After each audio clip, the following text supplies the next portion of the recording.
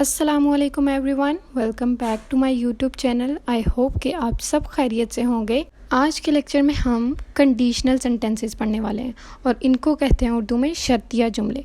शर्तिया जुमले से मुराद ये कि इसमें शर्त रख दी जाती है, अगर तुम ऐसा करते तो आज तुम्हें ये नुकसान का सामना ना करना पड़ता। ठीक है, इस तरह के हम सेंटेंसेस सुनते रहते हैं और ये सेंटेंसेस स्टार्ट होते हैं वर्ड अगर से, मीन्स इफ़ से स्टार्ट होते हैं। अब कंडीशनल सेंटेंसेस की सिर्फ और सिर्फ 4 टाइप्स हैं। सबसे पहले आ जाती है हमारे पास ज़ीरो कंडीशन। तो ज़ीरो कंडीशनल सेंटेंसेस को समझने के लिए एक बहुत ही आसान तरीका ये है कि ये सेंटेंसेस ट्रुथ पर बेस्ड होते हैं। और दूसरी बात ये कि इन सेंटेंसेस के दोनों हिस्सों में, पहले हिस्से में और दूसरे हिस्से में प्रेजेंट सिंपल यूज़ होता है। फॉर एग्ज़ाम्पल, अगर तुम बर्फ़ पिघलाते हो तो ये पानी में तब्दील होती है। ये ट्रुथ पर मबनी है, हमें पता है कि बर्फ़ जब पिघलती है तो वो पानी में ही चेंज होगी। तो इस सेंटेंस के दोनों हिस्सों में प्रेजेंट सिंपल यूज़ होगा। बढ़ते हैं नेक्स्ट टाइप की तरफ, जो कि है फर्स्ट कंडीशनल सेंटेंसेस।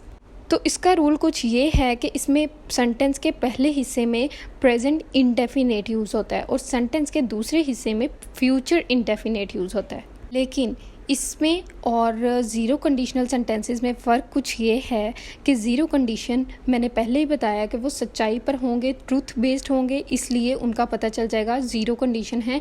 तो उसमें हमने दोनों क्लॉजेज में प्रेजेंट सिंपल का टेंस यूज़ करना है। अब एग्जांपल देखते हैं फर्स्ट कंडीशनल सेंटेंसेस की।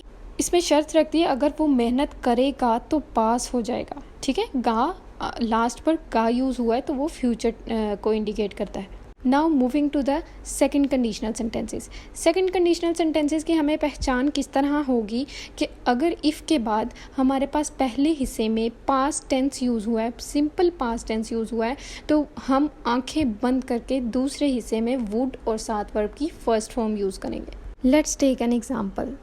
If you copied the teacher would punish you. So sentence के पहले हिस्से में इफ़ के बाद कॉपीड यूज़ हुआ है, ये वर्ब की सेकंड फॉर्म है। यहाँ हमें पता चल रहा है ये पास्ट का टेंस है।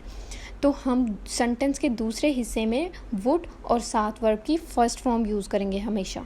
ये हो गई सेकंड कंडीशनल सेंटेंसेस। अब देखते हैं लास्ट टाइप को, जो कि है third conditional sentences.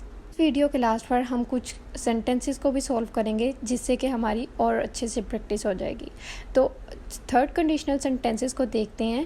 Third conditional में हमारे पास इफ़ वाली जो क्लॉज होती है, मतलब सेंटेंस का जो पहला हिस्सा होता है उसमें हैड के साथ वर्ब की थर्ड फॉर्म यूज़ होती है।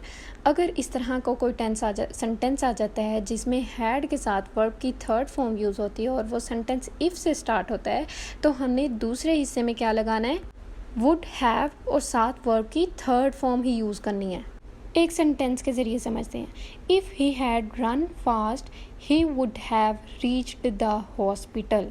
अब यहाँ पर इफ़ के बाद हमारे पास हैड का यूज़ हुआ है और वर्ब की थर्ड फॉर्म यूज़ हुई है। रन, रैन, रन, वर्ब की थर्ड फॉर्म यूज़ हुई है रन। तो हम सेंटेंस के दूसरे हिस्से में वुड हैव का यूज़ करेंगे और साथ रीच्ड यूज़ किया है। यहाँ पर वर्ब की थर्ड फॉर्म यहाँ पे भी यूज़ हुई है। तो कंडीशनल सेंटेंसेस की टाइप्स यहीं पर ख़त्म होती हैं। अब हम क्या करते हैं कि कुछ सेंटेंसेस लेते हैं और देखते हैं कि इसमें कौन सी कंडीशन यूज़ होती है। तो sentence number 1 is if you go to Lahore you dash toys for me. यहाँ पर मैं आपको 2 ऑप्शंस देती हूँ, would have brought, will bring।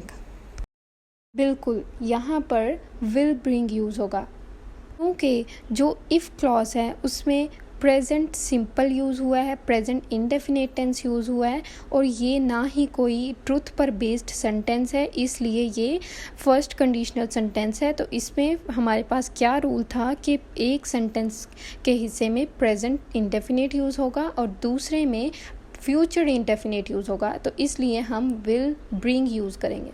अब एक और एग्जांपल लेते हैं। If you took the examination you dash, you would पास और यू पास। सोचें कि यहाँ पर क्या लगेगा। सेंटेंस का जो फर्स्ट पार्ट है उसमें हमारे पास पास्ट टेंस यूज़ हुआ है, मतलब टुक यूज़ हुआ है, टेक की सेकंड फॉर्म यूज़ हुई है। तो सेंटेंस के सेकंड पे क्या आएगा, बिल्कुल, ये सेकंड कंडीशनल सेंटेंस है और इसके सेंटेंस के सेकंड पार्ट में वुड के साथ वर्ब की फर्स्ट फॉर्म यूज़ होगी, तो इसलिए ये यू वुड पास बन जाएगा। Another example, if you heat water to 100 degrees it will boil or boils. Let me know in the comment box, and if you like my lecture, so please subscribe to my channel and share it. Thanks for watching. Allah Hafiz.